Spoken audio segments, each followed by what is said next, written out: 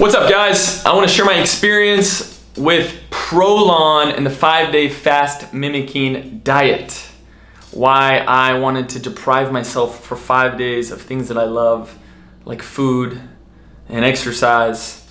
In this video, I want to talk about what the fast mimicking diet is, what Prolon is, why you would want to do it, the science and literature behind it, what I did to prepare for it, what it was like going through it, and how I felt after, results, what the food tasted like, and if I was concerned with losing muscle. It definitely was a concern that I was a little skeptical going 5 days with extremely reduced calories. Is that going to, burn off muscle? When people think of fasting, some people might think they're doing it to just burn some extra fat. It might be a religious practice, or maybe it's for other health reasons, or it's for the mental aspects of going without. The big purpose behind this specific program, FMD, fast mimicking diet, is more for cellular renewal and cleansing. You're getting tissue, renewal and recycling of old cells, so your body can grow back stronger. It can help your body produce stem cells and so on. And these aren't just some ideas or claims. This is backed up by close to $50 million in research and published studies, a ton of different human trials. The program Prolon has no shortage of information out there if you want to find some information on it. I watched and looked up all kinds of blogs and people's opinions and forums of why you would want to do it. What I didn't see was very many people that live a really active, athletic lifestyle, that ask a lot for their body, who also, cherish and there's a high importance of muscle tissue. Maybe some of it is ego or vanity, but a lot of it is just wanting to feel and perform good, whether it's, doing outdoor activities or training, whatever the case is.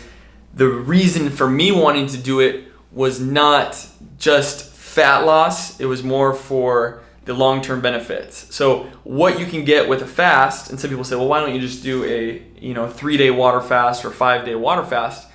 It's hard, it's very uncomfortable. It's something that I've never done more than 2 days, 48 hours of a water fast. And a lot of the benefits that you get that have been shown come closer to day 4 and day 5. And the majority of people that try a water fast have fallen out after that point. So this is a way to be able to still eat some food, a very reduced specific amount, and get all of the great benefits like autophagy or autophagy and apoptosis. So autophagy is the dying off of old cells, old waste cells, and this goes for brain and neuro cells all the way to muscle tissue. And by starving yourself or going through a very reduced amount of feeding, your body is able to go through the process of getting rid of old tissue and making room for new tissue to grow. Think of things like stem cells and so on. So as a nerd and journalist and someone who's worked in health and nutrition for more than a decade, I had to try it out. I had to experience it because that's the best way to learn and collect data. The people that have done this, and the research demonstrates that this does help, target fat specifically. Most people can lose anywhere from, maybe 4 to 6 pounds over this 5-day period. And it's been shown that your body still is able to preserve muscle as it's protein sparing. There's specific ingredients that you follow along, so the food that's in it is, you get soup, you get a bar that has healthy fats. The ratio is, very low carbohydrate, moderate to lower fat, and very low protein. By starving the protein, you're limiting the mTOR pathway and IGF-1, where you're typically building up, it's more anabolic. And by limiting that, your body goes into its own, survival mechanisms. What people say that have done this, it's everything from improving inflammatory markers and helping reduce the likelihood of different diseases. So CRP has been shown to be reduced, your C-reactive protein, which is an inflammation marker. Cholesterol, blood pressure, glucose, blood sugar, all these things are going to be improved if we're reducing the feeding and especially sugars and glucose from coming into the body. People have all kinds of motives for wanting to do a fast. For me specifically, it's more about health span and the depth and quality of life, not just longevity purposes, but feeling good, reducing the risk factors for diseases if you have healthy cellular health. And I'm giving up two things that I love. Two of my biggest passions in life are moving, physical exercise that makes me sweat, that intense exercise, and then preparing and eating delicious food that I have to take a break from. And so by doing that, I'm also taking a break from processed foods that slip into my diet. So it's going to be a break for my digestive system, my liver, my kidneys, so they can detox better. It's going to be a break on insulin and going lower carbs, going into keto, which will help me be more sensitive when I come off of this. It's a break from, it will free up more time for me. It's going to, be an extreme challenge for discipline, which I value a lot, but especially just the whole long-term health factors. Those were my motives. I thought it would be cool maybe to lose a little bit of body fat, but I probably was more nervous at losing muscle than I was just losing a little bit of fat that can be, improved. I eat pretty clean as it is. I'm very conscious of what goes into my body. I train hard. So for me, that wasn't the big motive, but I certainly love any sort of the benefits that come along with it. Now, there's a ton of research all over online if you want more smart people that are a lot smarter than me talking about all the benefits of this. I just want to talk about my experience from here on. So prior to starting this out, I did a bunch of research. I wanted to see if there was very many people that were concerned if they lost muscle, not just lost fat, because there's all kinds of crazy diets and cleanses out there. So doing research, I came across interviews with Walter Longo, and talking about muscle preservation and the sparing of protein. And so I felt a little bit better realizing that it sounded like people actually improved more at the end of this program and then the following couple days. And most people didn't lose much muscle. You're drinking a drink called L-Drink, which has glycerin in it. And the reason behind that is research shows that when your body's at a starvation factor, it will release glycerol to help protect muscle and preserve that. So that was good to know. I'm still a little bit skeptical if I should train, if I should just dial it back a little bit, and so on. But to prepare, I wanted to make it easier. I knew that I had previously been doing kind of carb cycling where I'd have a high carb day every 2 to 3 days. I had dialed that down to get used to eating closer to keto just for a few days before, but the whole week before I was going overall lower carbohydrate, and I also was time restricted eating. So I have experimented with intermittent fasting, time restricted eating. So I was just waiting 16 to sometimes 18 hours before I'd have my first meal just to get used to that feeling of going without it. And so I do suggest that it's going to make it probably a little easier to adapt. So prior to going into this, I planned on dialing down my training and activity level. I started it on a Thursday, so I was assuming, days 3, 4, and 5 would be the most challenging, although it seems like a lot of people kick in and adapt, pretty good into 4 and 5. But you get a box, it's got days numbered 1 through 5. In that box has a couple soups. You get, some of the days you have bars or crackers. But it's quality ingredients with purpose. It's not just, a specific amount of calories. It's broken down to the detail to specific types of macro and micronutrients that help kind of trick your body into these better pathways so that you're preserving muscle and allowing the body to still feel like it's going through a hunger or fasting type of process. So day 1, I thought was pretty easy. I kind of knew what to expect. I waited probably 16, 17 hours for a fast, so I didn't have my first meal until around like noon, or I was closer to 1 the first day. So it made it seem a lot easier for me to be able to eat this food. I made it tasty. I tried to eat it, slow and made the most out of it, with olives and the little snacks that I had. Day 2, energy probably dropped a little bit, but I still had good mental energy. I went for a swim. I did some stretching, really light working out with like a resistance band, but more mobility type of work. I thought the soup was pretty good, and my energy was really good in the afternoon. Day 3, woke up earlier than normal. So I actually slept good, and I'm assuming that, instead of eating before I went to bed, I had an empty stomach, and my body, I woke up kind of waves of energy. I didn't really work out a whole lot that day. I just did more stretching, walking around, got some sunshine. I didn't put a lot of high stress load on me. It was the weekend, so I could take it a little bit easier. Day 4, slept pretty good, woke up feeling kind of tired. Again, it was energy waves. Sometimes my mental clarity would be really sharp. And it was very clear. I didn't have like a wave, a big drop of energy. I went surfing, but I didn't push myself too much. It was more just kind of paddling around to get out in the water.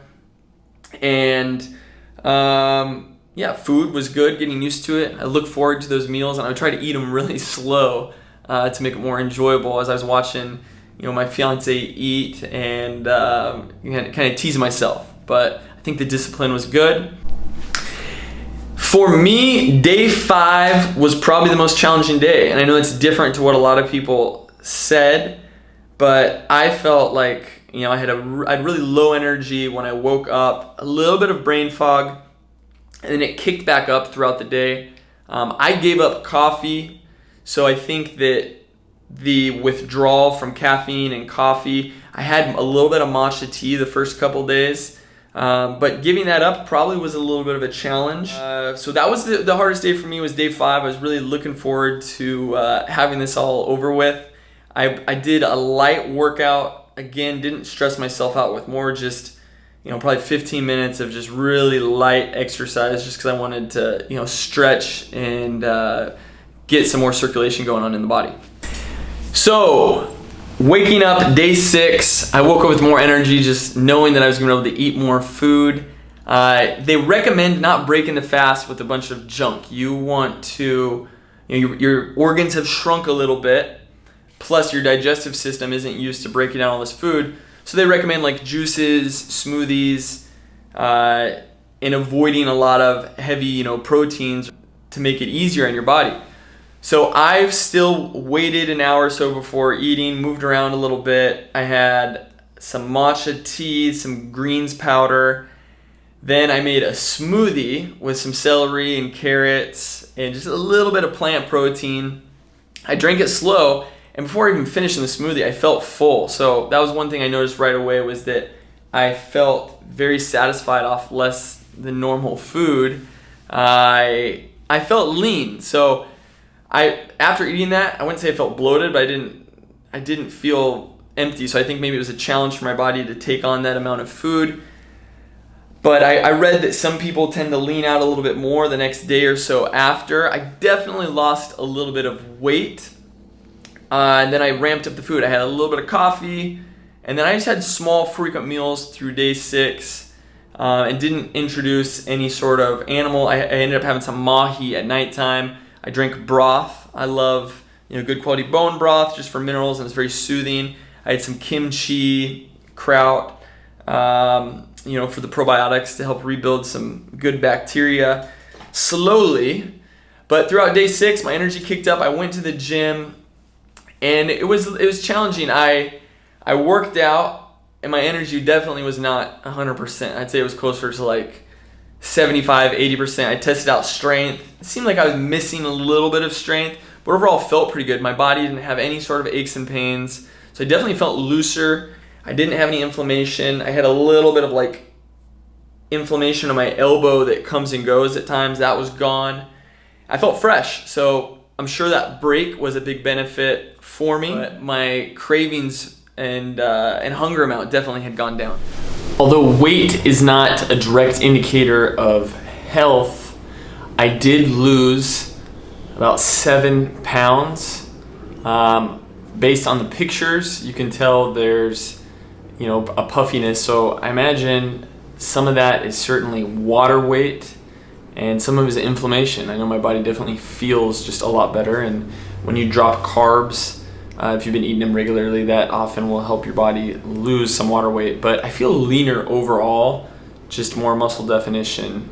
So there definitely was some progress for weight loss. We'll see if that sticks around and if I'm able to rebound and put on some muscle while keeping that leanness. I wanted to wait until day 7, which it is today, to make the video to see, you know, what's the after type of effect. And I woke up feeling amazing. So day 7, I slept good, woke up, felt great, went surfing, started still eating a little bit slower, but my system feels good. My body actually leaned out a little bit more. So come day 7, you know, I had a lot, you know, good muscle definition. My body didn't feel like hungry or weak. I did wake up feeling a little hungry, which I don't always, you know, feel hungry first thing in the morning. But I was surprised, like the package on the little amount of food that it had, it includes fiber. All my stools were regular. My mental clarity overall was pretty good for, you know, given how little food that I was eating. And today I feel super sharp. So overall, I thought it was great. There's a lot of resources online of people trying to do it themselves. I mean, even in Walter Longo's book about longevity, you know, he talks about giving the recipes to everything you're doing. But this is nice that it's all done for you. You can follow it. It saves you a little bit of time and money for that week to follow this. Being, you know, taking care of my health, this was a wake-up call to stop eating before I go to bed, maybe 2 to 3 more hours so I can sleep better. Also, you know, I'll cycle in something like this, I imagine at least a couple times per year. You know, once I get into my 40s, I'm 35 now, you know, maybe I'll do it 3 times a year. But I would love my family and a lot of people to try this out, as I feel like it's a good reset to your hormones, to your hunger, to, you know, even if it's just your blood sugar alone. And I'm excited to see how I feel, you know, the next week with training as I rebound, you know, given that break that I had. So overall, great experience. Grateful that I did this, as there was certainly some skepticism. You know, let me know if you want to have a discussion or if you have any sort of questions or if I can be a resource. Thanks for watching.